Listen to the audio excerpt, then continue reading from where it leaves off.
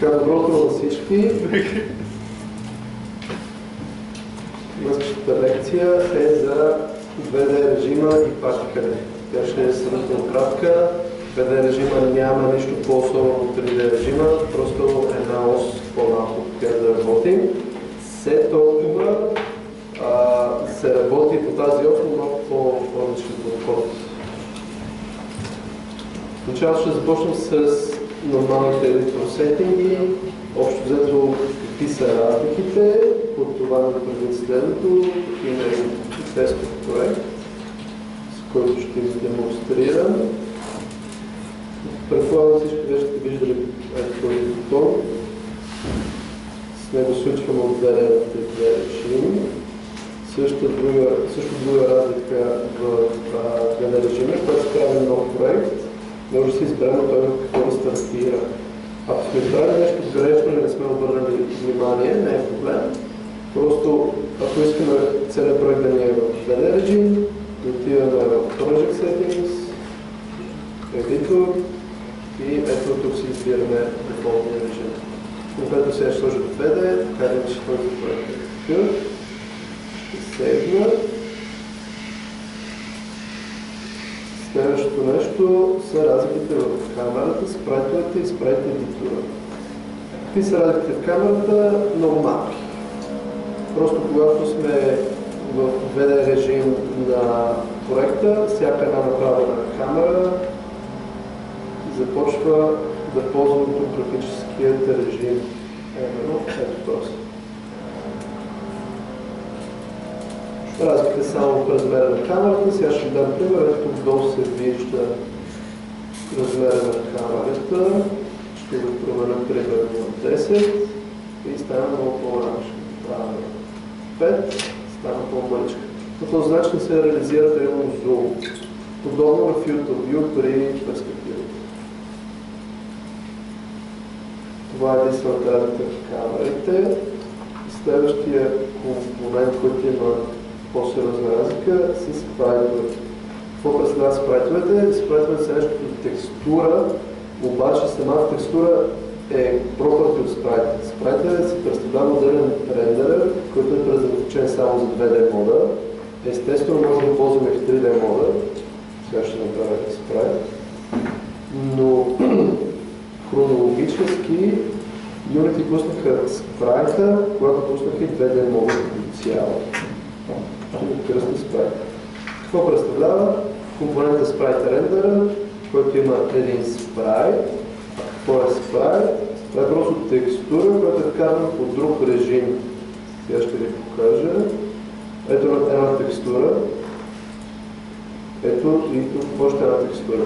Обаче просто сме избрали да бъде спрайт. Това е разлика между спрайтовете. Избрал съм ето този, за да ви покажа най-ясно. Спрайтовете биват single или multiple. Какво означава single или multiple?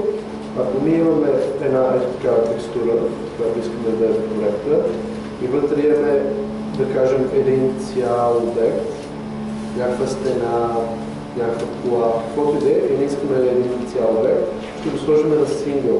Обаче, ако вътре имаме много мънички обекти, които искаме да си ги ползваме за най-различни неща, ще ползваме multiple. Идеята е, че като сложим multiple, после чрез спрайт едитора, ние разделяме тези малки картинки на отдел.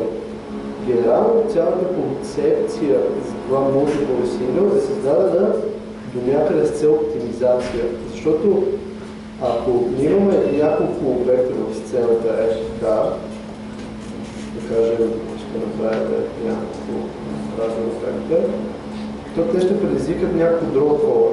Дропфоловете е хубаво да са възможно най-малко. Ние можем да изследим ето от тук от Stats. Реално, ако сега тези текстури, всичките, решат, че искам да се спрайтове, всичките ще са single, ще разгледаме пропъртите по-долу след мъничко. Ще изчакаме да конвъртне. Идеята е следното, че колкото повече неща имаме в сцената, толкова повече дроп колове. А за да намалим draw коловете, трябва максимално да използваме спрайтове или тайлове, още ги наричат. Така че тези обекти, които рисуваме, да идват от една текстура, от една картинка, много елементарно казано. Ето така, ще ги вкарам. Сега отидаме ето тук. Имаме, много да си речи, 6 draw кола. Аз ще ги изкрия тези неща. И би следвало да се рефрешне. Ето сега вече има 2 draw кола. Когато ние използваме една обща текстура, както е ето тази, сега ще ви кажа, реално ще има на сцената 8 обекта, но те ползват една текстура и ще генерират един draw code. Това е цялата разлика. Съответно тази оптимизация е много полезна, трябва максимално да се възползвате. Unity предлага продукти, те са по-скоро фичъри, с които можем да кажем ето тези спрайтове, ето така да ги селектираме. И ако имате Pro версия, чрез Sprite Packer да ги направите в един файл, така че да оптимизирате нещата, но за съжаление той е само към Pro версията и като цяло Sprite Packer не е много добър. Малко е дървен. За подобни цели има супер много програми, а може и просто да отворите Photoshop, да си ги драгнете на едно място, всичките неща, които искате да ползвате заедно. Така, и след това като влезете в Unity, цъкате Multiple, отивате в Sprite Editor, който сега ще ви покажа само секунда. Следващото нещо е Pathing Tag. Pathing Tag е начин, по който ние трябва да кажем така Package 1 и по този начин ние маркирахме този конкретен спрайт да бъде от един определен пакет, който когато селектираме всички останали, които имат подобен таг и отидем и използваме Sprite Packer, то те ще направят един голям тайл. За съжаление, Unity не ни показва къде точно е този тайл. След това оптимизацията работи, но отново ви казвам, не ви го препоръчвам, малко повече загуба на време, докато успеете да се направите един спрайт. Най-удобно е или с някаква програма, която специално прави спрайтове, има много такива, или в Photoshop да си ги нагласите едно от друго. Следващото нещо е Pixels per Unit. Идеята е един юнит в Unity, една дължина, тук някъде трябва да ги моделира, една ето такава дължина,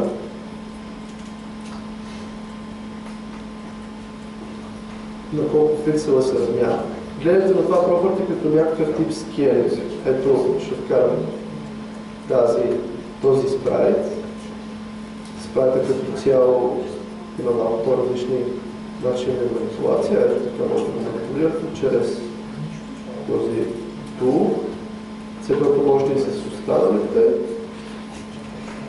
Тук представлява спрайт пиксел. Следващото сега ще го направя 10. Това означава 10 пиксела, ще означава 1 юнит. Съответно трябва да стане по-голям. По-конкретно 10 пъти по-голям.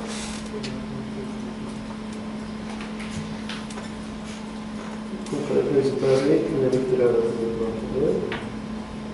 Така, ще изтрия този геометрия и ще продължим с Sprite Editor. Това е доста основна част от мода. Какво представлява?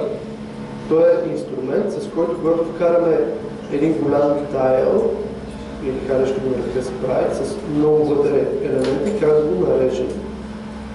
Конкретно в този пример, какво съм направил, отворих в Chrome и изтеглих първият тайл, който съдържа някаква анимация. Това е идеята, че всяко от тези клетки е определен фрейм на анимация. Анимация ще разглежда на следващия урок, но конкретно за този пример ще стане как се реже в Sprite Editor. Много лесно. Цъкаме горе на Slice, избираме си метод. Конкретно аз в този случай само ми погледна.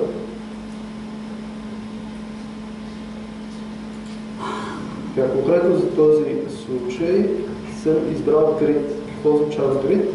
А именно абсолютно еднакви на размер клетки, които независимо какви обекти имат, те просто разделят големия тайл. Конкретно в този пример аз съм си играл да кажа някакви размери, така че да съвпаднат. Например, сега ще сложим 100 на 100, без офсети, без някакви падинги. Падингите е отместване, например, от тук, да започне от тук някъде да мести или от тук някъде да прави клетките. Това не трябва в момента. 100 на 100. Следващото нещо е къде да постави пивотната точка. Ето тук може да видите, например, тази точно в центъра, който е по подразбиране. Може да се сложи топ left, топ right. Въпрос на избор. Имате предвид, че след това може и да я едитвате. Просто да се сложите например. Избираме си размер, слайс и както виждате, той го разрязва. Обаче това далеч не устройва за нашия пример. Друг режим е автоматичен. Това означава, че той ще намери там, където не са транспарантни пикселите и има хомогенна картинка и чрез някакви негови алгоритми ще ги отдели. Проблема на този метод, точно сега в момента, е, че отделните фреймове ще ги хвана с различен размер. И това за нашата анимация не ни помага, но след толкова ще го разгледаме. Отново имаме къде да сложим пивотна точка и накрая метода. Метода има три режима. Delete Existing означава, че всички за момента съществуващи ректангълчета ще ги изтри. Smart означава да запази съществуващите и да ги едитне доколкото може и да добави нови там, където се налага. А Save е да запази сегашните, без да ги едитва, да ги оставя както са и ако трябва да добави нови. Ние сега искаме Delete Existing, Automatic, Slice и той общо взето нищо не е. Намери един голям, доста невпечатляващо. В принцип е доста добър, може да използва някой просто друг спрайт. Аз едва ме разбрах така иначе.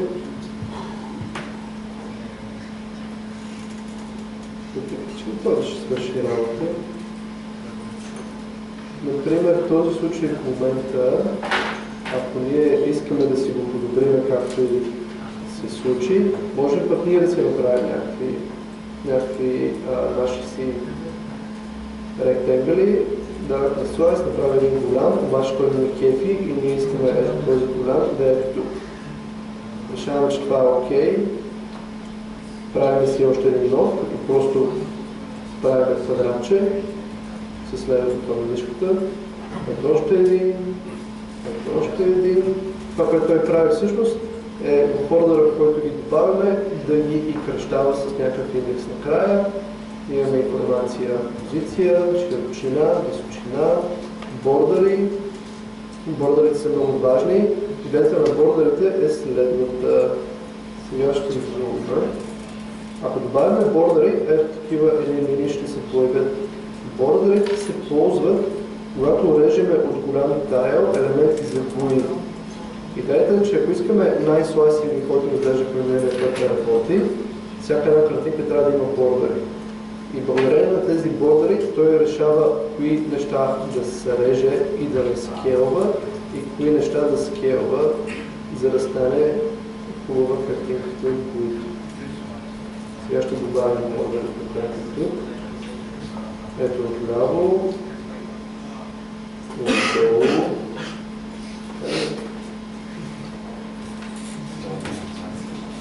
Отясно и отгоре. И сега, ако използваме конкретно ето тази картинка, Walking Map 3 за някой кои елемент, може да изберем тип на кои елемента Sliced и той ще намери тези бордери и ще знае кое да скелне и кое да не скелне, за да стане хубаво допълнен и картинка, която ползваме. Накрая, когато сме готови с всичките неща, които искаме да ползваме, просто натискаме Apply. Това тук в принцип показва границите на всеки един обект. Конкретно за този, който съм импортнал да работи. След това аз ще използвам отново перида, защото това е част от анимация. И това беше с размери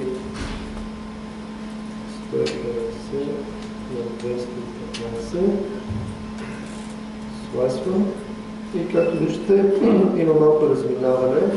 Например, тук е долу, пръста му излиза, което няма да се диготвирам от това анимация. Моля? Сянката навсякъде. Тук е смисъл сянка. Която върваната сянка. Ага. Да. Така че малко ще го решим. Много решим. Тук мъничко остане.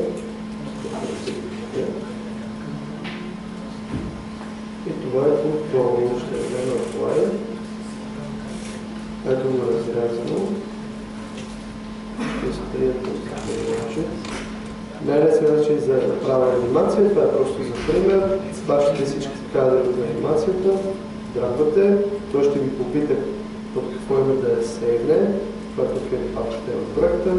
Аз ще избера анимация, ще презапиша тази, Save, F и това няма представлява аниматор, вече готов. В следващата лекция ще ви изгледам аниматорите и той ще плейне всяка картинка. Реално има 8 картинки, но само 2 дропа. Така, продължаваме нататък. Следващото нещо вече е по-към 2D Engine, Sprite Renderer и как ние да определяме кой обект, върху кой обект да се намира, когато работим с 2D режима на Unity. Така, правилото е следното. Има един спрайт. Всеки спрайт има картинка, цвят, някакъв материал. По дефолт материалът обикновено е някакъв, който не зависи от светлина. Ако искаме да зависи от светлина, просто ще си направим наш си материал, който ще има шейдър, зависиш от светлина. Този зависи, те по дефолт ползват такъв. Така, продължаваме нататък. Ето е най-важната част за определяне кой върху какво е. Sorting леерите са нещо подобно на леерите, които до сега разглеждахме, но те са предназначени само за 2D режима. Как се използват? Добавяме си някакъв леер. Layer 1. После се връщаме, насайваме му layer. Ако направим, ще използвам тази топка.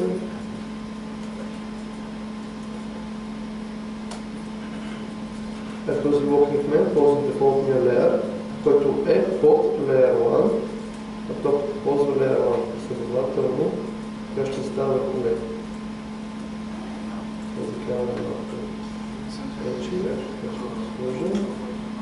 Той става върху него.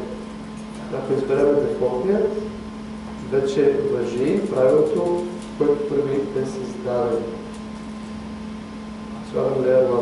Следващият начин, по който може да ги редиме, кое след кое се вижда, е order in layer. Както сигурно се досещате, това е просто реда вътре в леера, в случай, че двата обекта са от един леер.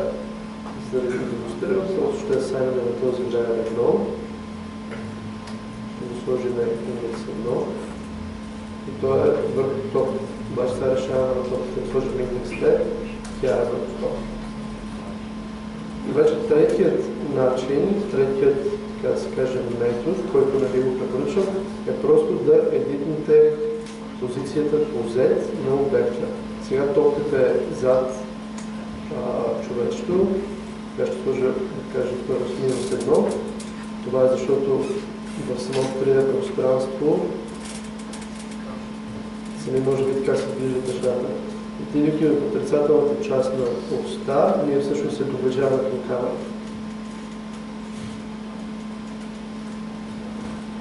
Това са начините, по които може да определяте кой върху какво е.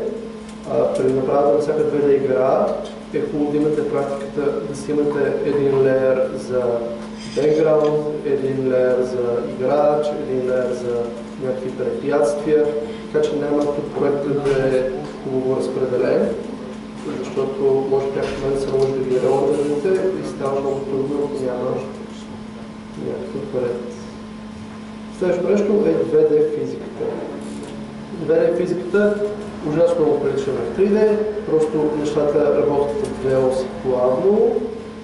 Има някои допълнителни неща в самия менеджер, както и на път ви казах, хубаво е да не ги променят. Това са някакви коефициенти, които Unity са решили, че са окей. Ще разгледаме също така 2D регидборито и 2D колизии. Това е една вече подготвена сцена.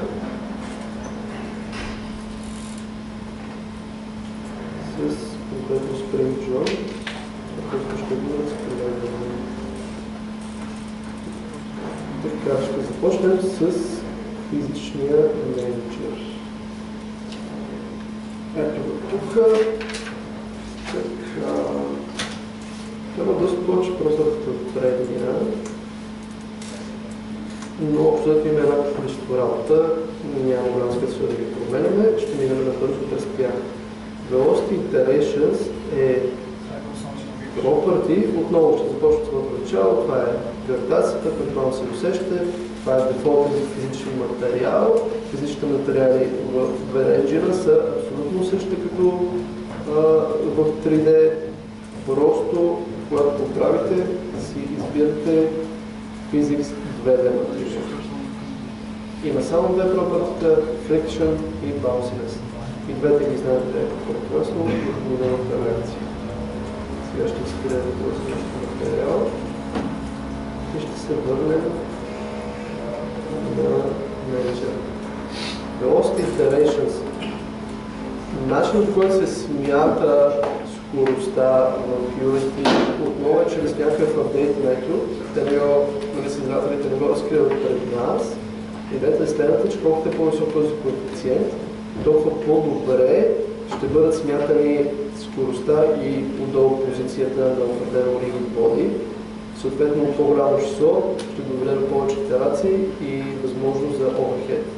Overhead е когато има някакви калкулации за определен фрейм, обаче фрейм става прекалено дълъг и вместо да лавне или вече е лавнало, Unity оставя част от изчисленията за следващия фрейм. И затова е хубаво тези цикли ги фреймите, които те са избрали, защото може да доведе до overhead и да лавне играта. Следващото нещо е Velocity Threshold. Velocity Threshold е скоростта, с която тялото заспива. Строително под тази скорост, тялото вече минава в sleep режим. Отново това е с идея оптимизация.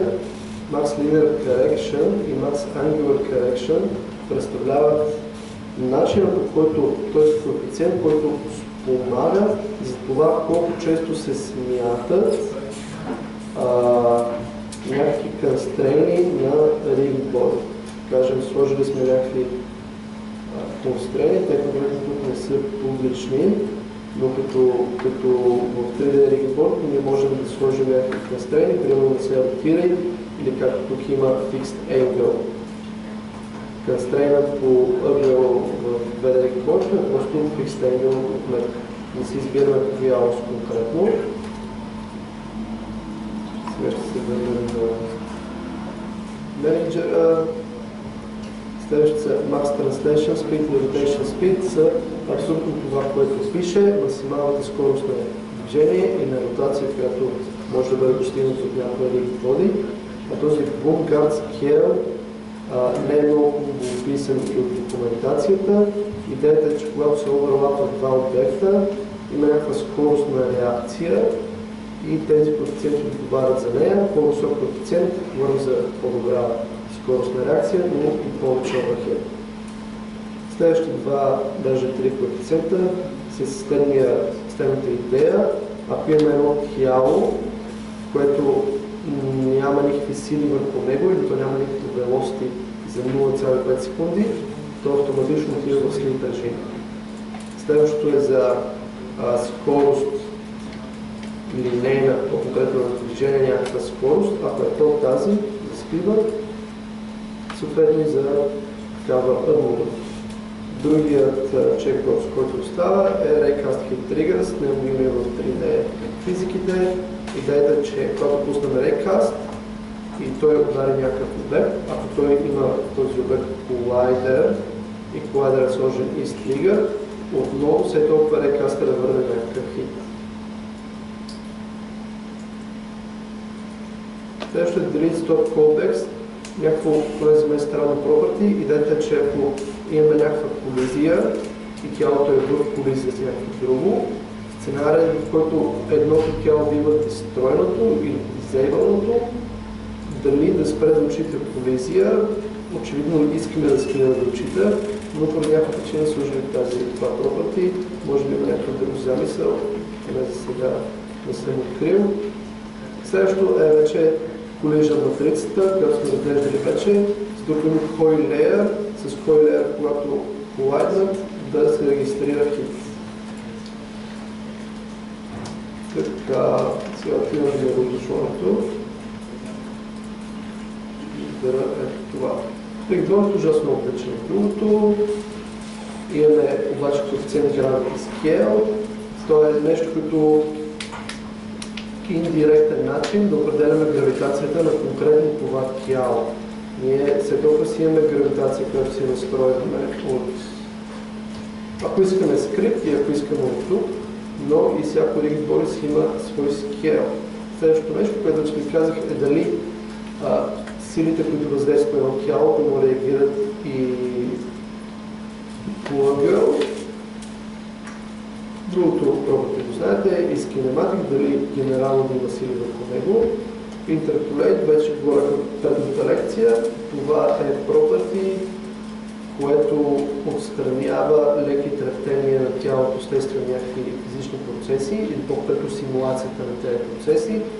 Ако ползваме Interpolate, използваме някакви алгоритми на Unity, които възоснова на предишното поведение, предния фрейм на тялото, изглаждат движението, а това е Extrapolate, е когато възоснова на предните няколко фрейма се прави извадка за следващите няколко и така се пресмята някакво доста странно, обикновено едно.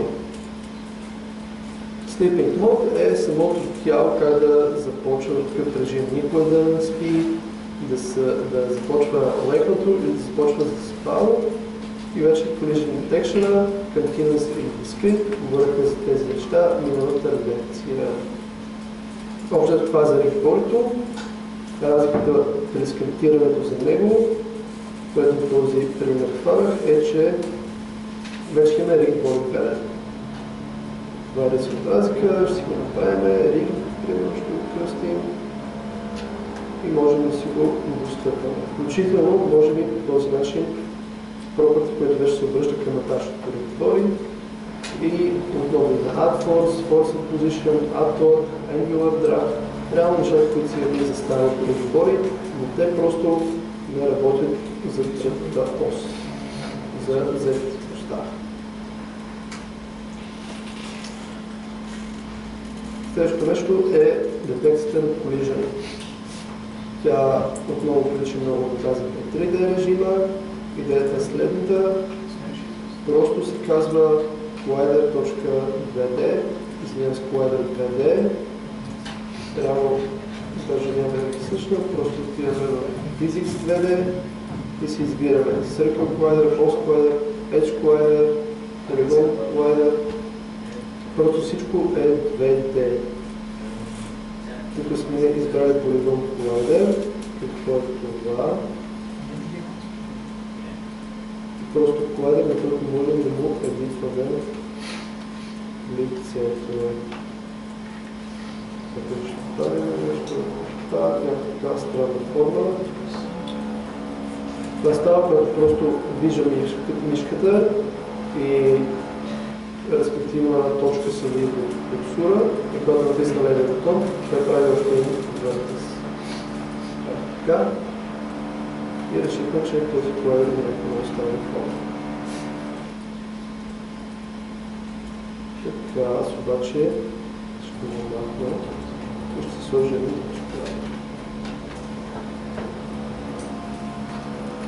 Така, даже малко ще да се меря, да е точно по-малко всичко. Така, детектването на колизии. Детектването на колизии става много лесно. Този сега няма да го разглеждаме след малко. Детектването на колизии има просто малко по-различни погледци. On, collision, bad. Съответно приема collider или collision bad.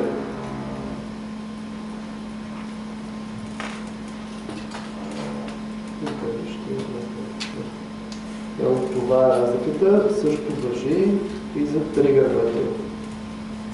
On, collision, не on, trigger. И тук просто е collider 2. Това е цялата разлика, съответно имаме on collision, тук е enter, има on collision enter, on collision stay, on collision exit, просто има добавен 2D към тях, така. По същия начин и за on trigger enter 2D, on trigger exit 2D, on trigger stay 2D. Това са начините за детектване на колизии. 2D режима като цяло е по-лек от 3D режима, има по-малко калкулации. За проекта, за курса, всеки спокойно може да направи 2D игра, ще се радваме и да научим за мобилния пазар 2D игрите преобладава.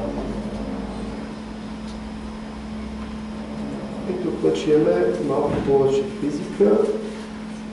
Ще вземем материалите и видовете джойнтове при 2D физиката. Те са малко повече. Сега ще ги разгледаме. Ще започнем с принт. Аз мисля, че съм поправил в тази сцена. Да. Какво представлява Spring Joint? Отново, както в 3D физиката, това е joint, който действа като пружина.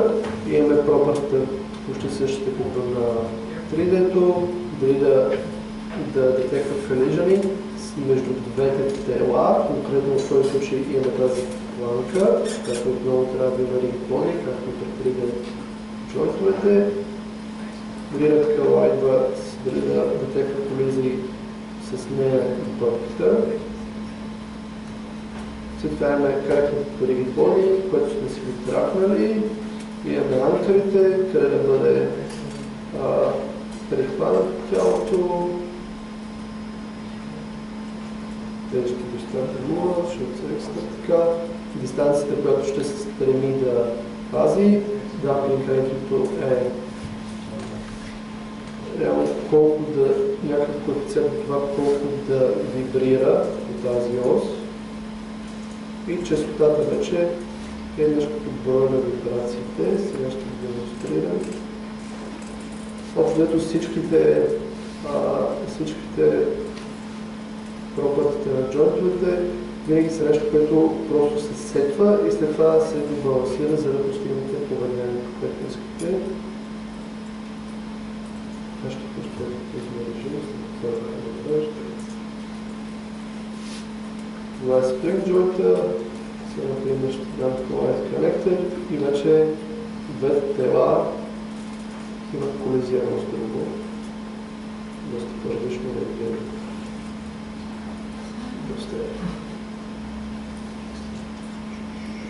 Така. Това е Spring Joint. Следващия е Distance Joint. Идеята на Distance Joint е да сложим някъде нещо в пространството и то буквално да седи там. Това ще сегнем. Ето е топката. Така. Дисен джойнта, отново да колайдва, ако има коректните води, дистанцията, която се стреми да пази и тази опция, сега ще ви демонстрирам, това е много по-сложно, просто трябва да я видим. Ето какво се случва в момента. Класът така го пусна, да просто стига до максималната допустима. Обаче това възнахме. Той директно отива на максимално. За него няма друга позиция. Докато го сложа, както виждате, той общо малко по-реално изглежда. Да. Смешка виждате. Това е разликата. Всичко е въпрос на сценарий, на самата игра, какво искате да се случва. Готовото е, че ако, например, ето в тази посока наложим някаква сила и използваме distance joint, просто топката така ще почне да се върти. Отново зависи от сценария на играта. Следващия joint е hinge joint.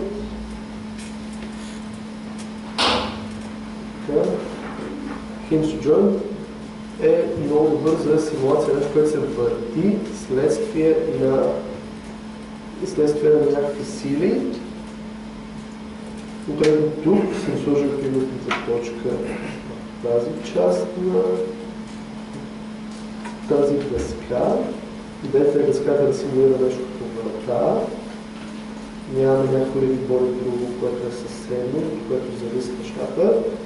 Ето го и енкърът.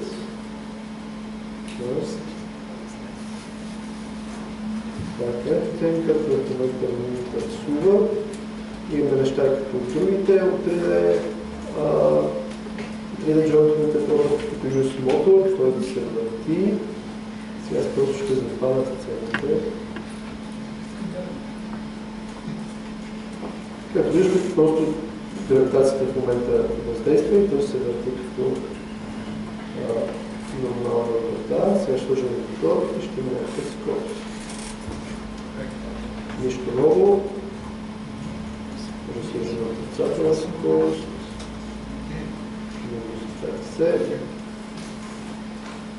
Така, следващото нещо дали ползвам някакви лимити.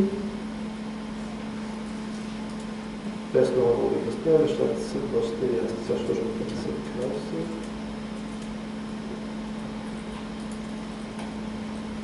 Няма много за разяснение. Много са удобни за врати или някакви механизми. Да кажем, че от тук нагоре пада някакво топче, удара се в тази пластина, тя започва да се върти така, тук в тази позиция удара нещо друго, отново въпрос на въображение. Следващия джойнт ще виждаме слайдър и уил. Слайдър джойнт.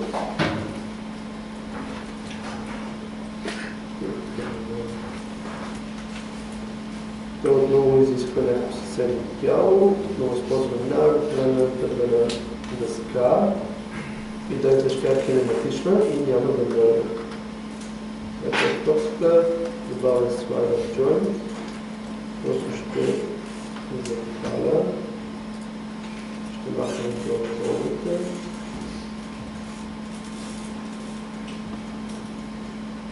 Идеята на слайдър джойнт е, ще работи ето така. Точно в момента нещо. Да, идеята е, че ние ще ти вложим някаква такава сила. Ето в тази посока. И самата топка ще реагира само по тези оси. Тя в момента се движи така, защото се движи с мишката съответно. Това е нещо извън физиката. Но идеята е, че приложим някаква сила в тази посока, тя ще реагира само в тази или в тази. Много въпрос на въображение. Много някакви енкъри. Коректното да ги бъде също. Някакъв ъгъл. някакъв мотор вече неговия път. Защото някакъв по-голяма стойност за различни причини. И някакви лимити вече на транслация. За всяка една става, както и при другите, просто е просто въоръжение и трябва да си играете, за да постигнете ефекта, който търсите. Това е набързо слайдер джойнта. Така. И последният джойнт е wheel джойнт. Той може да е малко по-интересен, но той пък иска много баланс. Wheel джойнта, както си му се досещате, е направен за да симулира нещо, което се движи с колела и се върти. Той има просто повече неща за настройка. Имаме suspension, damping rate, някаква честота на вибрациите, ъгъл, под който те реално ще се случват и някакъв мотор вече на движение. Аз просто ще запаля примера, за да ви покажа. Имаме две колела с два wheel joint-а, а горе имаме просто отново тази дъска, местникъв joint, просто да ги води. Отдолу някаква дъска, която е кинематична, т.е. служи за пот. И това е.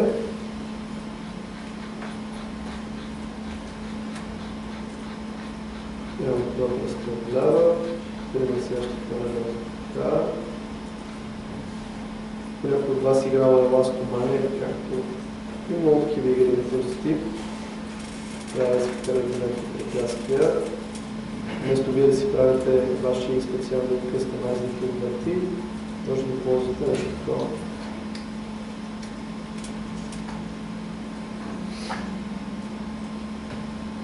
Естествено всичко е до настройки. Пример сега ще направим damping ratio на 1,2.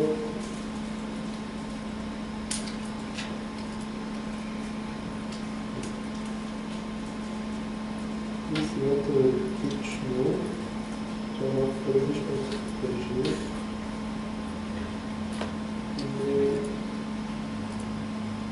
Не всъщност. Няма значение. Това е wheel joint-а. Има спорно колайдери.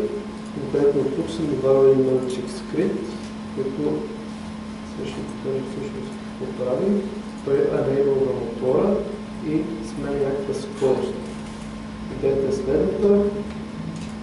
Взели сме wheel joint-а на всяко колело, взели сме моторно това колело и ако натиснем дясно и наляво, съответно увеличаваме скоростта на мотора, т.е.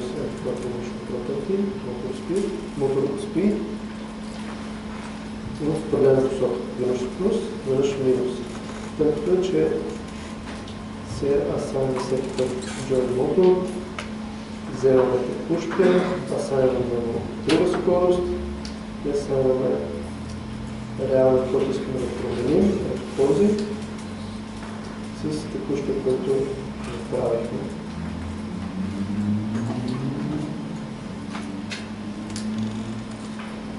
Ето,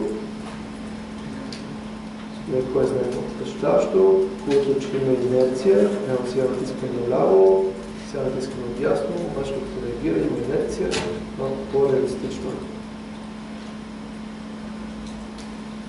Това е за джойнтовете, ще направим кратка почивка и после ще се занимаваме с партикърите. Предлагам да продължаваме. Остана доста малко от лекцията. Останаха само партикърите. Няколко думи да ви кажа. По принцип в юрите има и legacy партикъри, тях няма да ги разглеждаме. Генерално къде ползва партикърите, когато искате да направите някакъв ефект като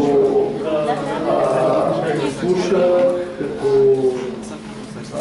смях даже, като огън, такива ефекти. Също така може да ползвате за постигнете ефекта не е изключено от няколко партикъла, да се комбинират един за друг, за да се получи крайния ефект. И ще ви покажа малко изкриптиране. Изкриптирането е много просто, става просто дали да плейваме или да наплейваме някакъв партикъл. изготвя се една сцена с един пушък.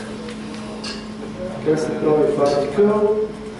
Най-основно казано, има един материал и един компонент. Искам сега да си направя от самото начало от нулата на партикъл, който казваме така и добавям партикъл система. Ето тук той е с най-дефолтните настройки. Ще минаме както всичките, защото както виждате са ужасно много. Партикъл като създаване не е толкова труден, колкото баланса, кое как да се случва. Ще пуснем 3D, за да видите всъщност какво представлява. Ние виждаме как се разпространяват надава надясно дефолтните настройки, а всъщност те просто отиват навътре в пространството, като всеки гейм може просто да го ротираме. По някакъв начин трябва така да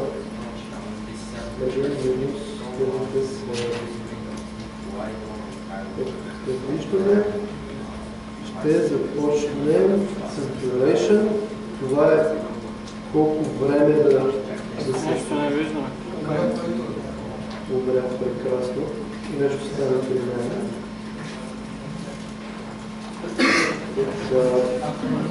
Ще спреме за момент. Да си го правя.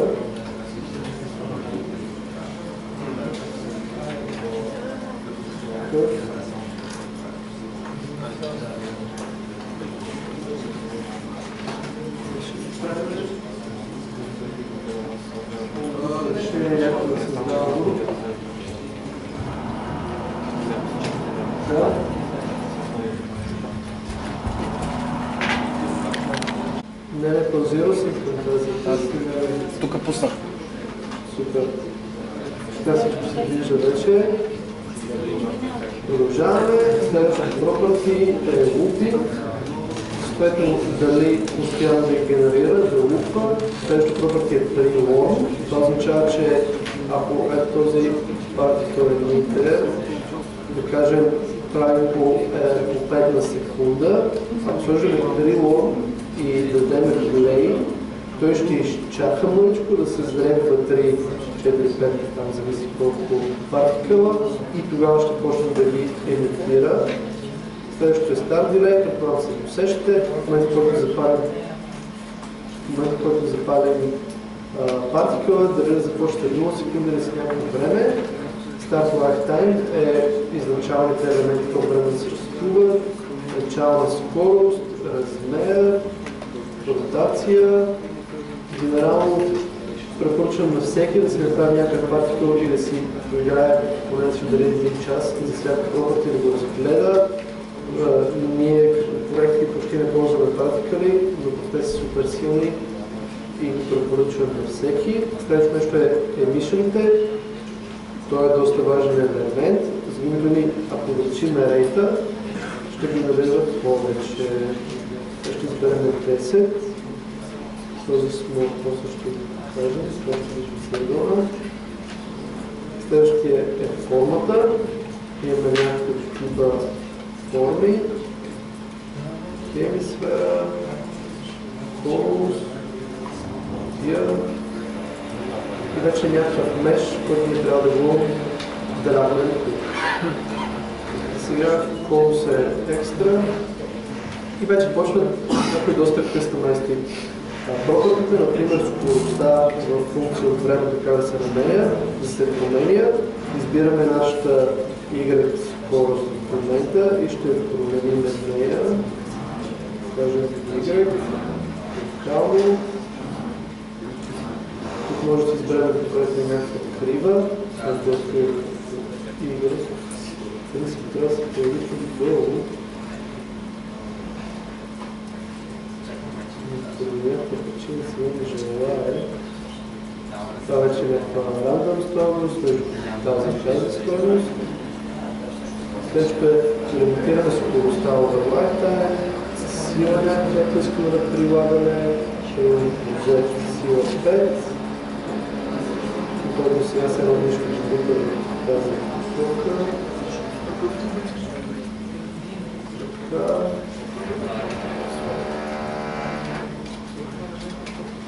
Ще направим тук беше цвят.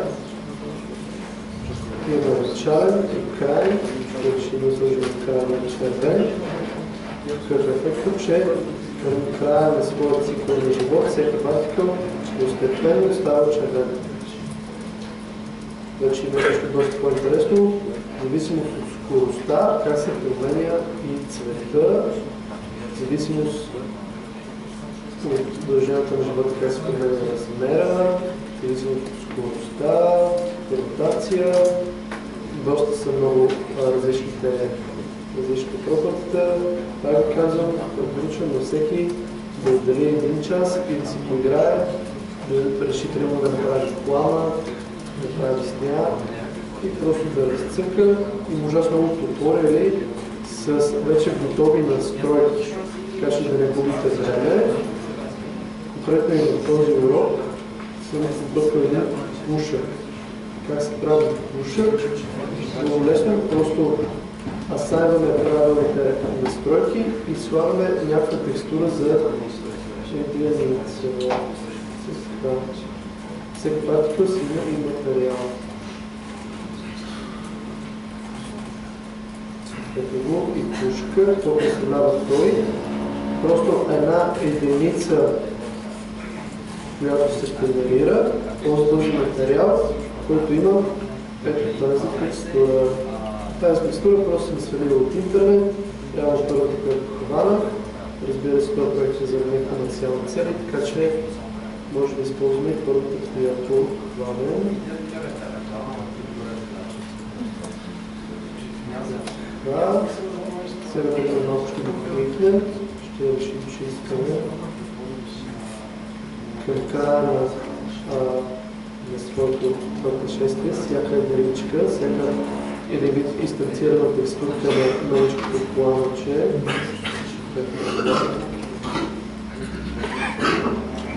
Да видим цвят.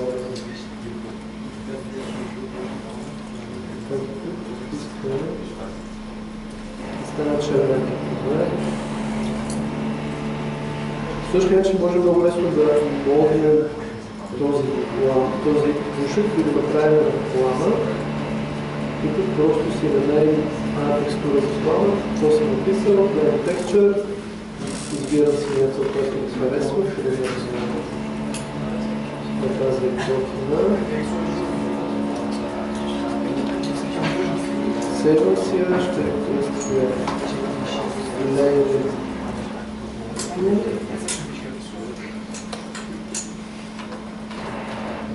Тази тук, избирам да бъде текстура, избирам тук да бъде план.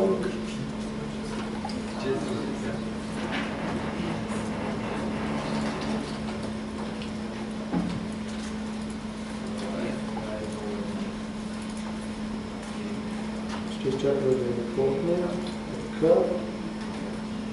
Импортне, какво ще направим? Ето го нашия материал, който е този партикъл. Просто ще сменим неговата текстура в тази и както виждате, вече има нещо подходящо план. Даже малко ще го променим. Ето тук крайния цвят ще го сложим да е черен. Леко да подходява пушък към края. Тук долу можем теоретично да дадем някакви дървета и ще стане точно като такъв пламък. Реално това са нещата около партикъла, като ви казвам, поиграйте си с всякакви пропърти. Също така може да намерите готови сетинги, така се каже, написани за вас. Също така, малко скриптинг ще покажем, че този партикъл е скрипт и идеята е с него да пускам и разкира партикъли, нещо, което теоретично всяка игра трябва да контролира такива партикъли. Става много лесно. Гетнал съм партикъл системата, тук компонент, тази. И ако натисна Space и тя в момента имитира пробването изплейнг ми връща това, като има една особеност, че ако аз сега спра, ще трябва всички мънички частици да изчезнат, за да върне, че не плейва. Хубаво да го знаете, вие ще го видите, когато започнете да продавате. И идеята е, ако партикъл е плейващ, т.е. работи, да го спрем. Ако обаче не работи, да го запалим. Това е идеята. В принцип той се хвали с сцената. Искам спейс, стоп. Изчаквам последните партикълчета вече да умрат. Спейс, но и търг. Сега натисна стоп, той ще спре. Обаче след това ще ми върши, че още е плейнг, защото те не са трябва и вече плейнг. Реално това е всичко относно партикълите. Ако някой му е интересно, може да се занимава и с legacy системите. Вече не го препоръчваме. Значи къде ще е? Trail Render също може да ползвате и наши legacy партикълите. Trail Render не е лош, може да се използва тук към нея. Идеята му е да направите нещо в GameLogic, който да има след себе си някакво важно. Ще ви покажа много бързо. Подобен ефект може да правите и с обикновен партикъл, даже ви препоръчвам да ползвате партикъл. Това представлява Trail Render. Ето го. Добавят си компонента, някакъв материал, съответно ще видим дали ще се стане с нещо нов материал. Даже всъщност може да го ползваме.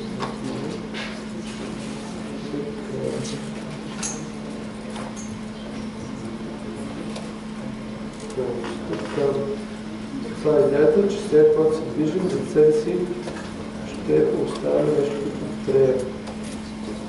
И този трея има някакви пропърти. Например, сложат да съществува 2 секунди, това означава, че сега ще направя така, и за 2 секунди назад, той ще съществува.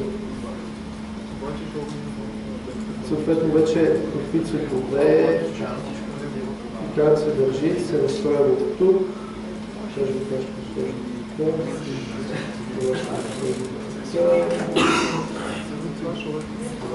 така.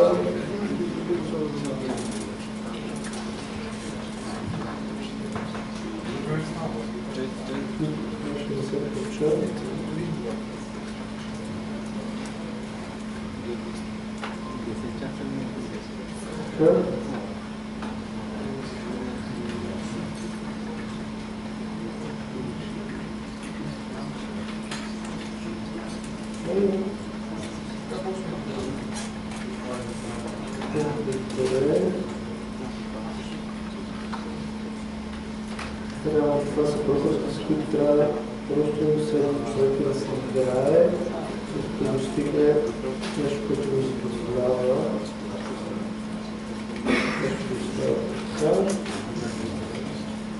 Следващото пропърти е ширината, с която да започва и с която да свършва, да кажем се, що ще бъде цялото две.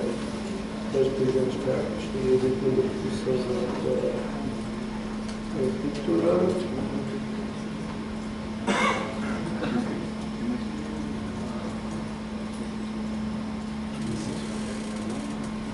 Даже ще сложим да започнете по-тесниче.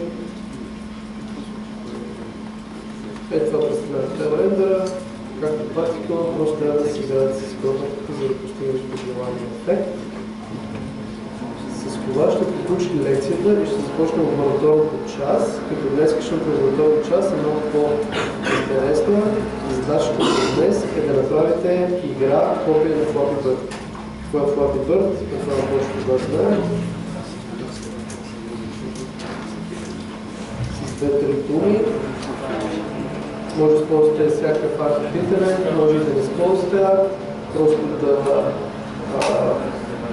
просто да някакви изображения да вземете, просто да постигнете поведението какво представлява това удар? Това е 2D игра, при която ето това си оказва птичка или какво е, постоянно пада надолу, а когато ние тапнем някъде на екрана, адваме форс нагоре по игра. И реално той просто подскача ето така, като ето тези неща са някакви препятствия с колайдърши. И в момента, в който удари това, някои от тези, се връща в началото на нивото и започва. Като постоянно цялото ниво ето така се движи в тази посока. А може да направите обратното, може нивото, цялото ниво, съвързано, може цялото ниво за всички тези неща да седи неподвижно, а вие просто равнестите с някакъв трансфейт насам това наподобяващо пиле животно и отново с всяко кликане на мишката да му придадете форс по Y. Ваш избор. Аз лично намирам за по-интересно да направя така, че самото пиле да седи на едно място, а всички тези неща бавичко да се придвижват в тази посока. Тоест всички тези 2D обектчета, т.е. спрайтове с бокс колайдери, ще са деца на един голям обект, който в апдейт метода си бавичко ще се движи напред. И когато се удари в някои от тези колайдери, просто парата на всички тези обекти се връща в някаква начална позиция и започва пак бавичко да се движи насам. Това е упражнението за днеска. Ползвате какъв работа в интернет. Така ли, че няма да едва ли не продавам тази игра или нещо такова. Това е само за учебни цели. И така, това ще приключим.